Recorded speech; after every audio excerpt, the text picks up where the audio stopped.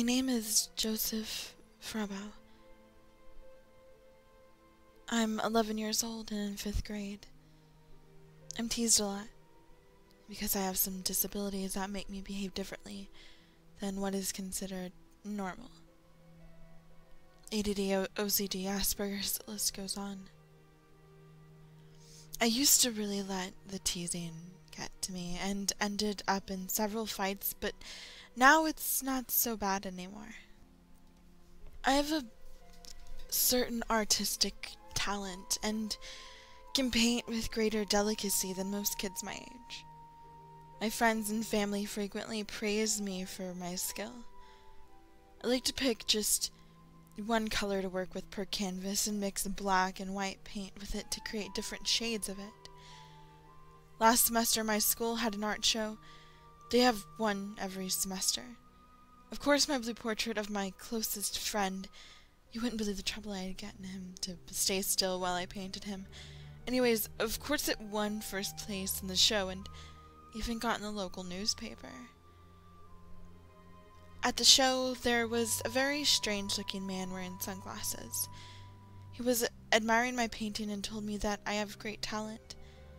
I don't remember exactly everything he said, because I got distracted and kind of spaced out, but in the end he invited me in his van for some cake. Now, I absolutely love cake, so who was I to deny this offer?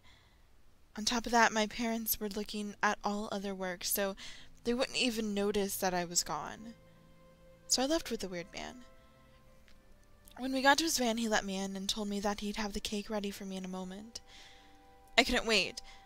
Suddenly he locked the door, which made me a little suspicious, and I got a little uneasy. Suddenly, when he seemed to be reaching for me, he broke down in tears. "No!" he screamed. "I can't! Not again!" He cried for some time, and I was getting more and more weirded out. "What's wrong?" I asked him. "Listen, kid," he began. "I'm not a good man. In fact, I'm horrible. You're an amazing artist, and I don't want to destroy your life like I've done to so many others." He opened the door, revealing several scars along his arm. "Go. Make something of yourself in that cruel world." And so I left, more confused than ever. In a few days, I saw the man again. He had been waiting out front of the school for me. "Hey, young man," he called. I turned and immediately recognized him. He was holding a Tupperware container of green liquid. "Yeah?" I asked. "I've decided that to make up for what I almost did to you, to help play a part in your beautiful work, so please take this special paint I made and use it in your paintings."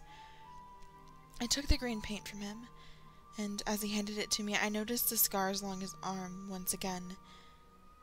I have no idea how he got so many. "Thanks," I said, bewildered.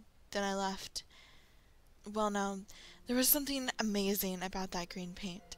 It looked radiantly beautiful on paper. I could tell it was no ordinary paint. It was more liquidy, almost like a glaze, and smelled salty and was warm to the touch.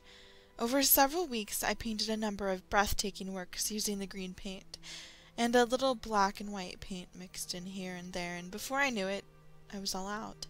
Somehow the man predicted this would happen because he showed up with more green paint the very next day.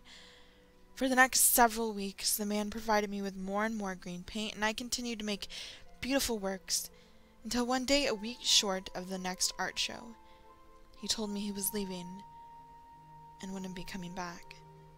"Where are you going?" I asked sadly, as I had grown attached to him.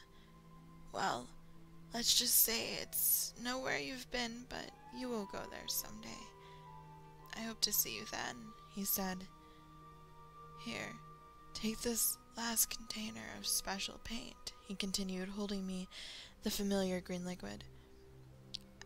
"I'd give you more, but I'm just too weak." Indeed, the man did look very pale. He had been looking paler and paler every time I saw him. He outstretched his hand and shook mine. I shook his back. "Goodbye, my friend. I'll see you again someday, I hope," he said, and with that he drove off in his van. For good. Well, I worked hard on this painting. Harder than I'd ever worked before, and it took me the whole week until the show to complete it. It was a portrait of the man's face on a large 5x5 canvas, painted with this special green paint, of course. I made sure to get every last detail of his face, or at least what I remembered of it. He looked wonderful in green. I took the portrait to the art show and watched as the students and parents all looked in awe. The Princeton Times! Young colorblind boy paints stunning red portrait of an unknown man.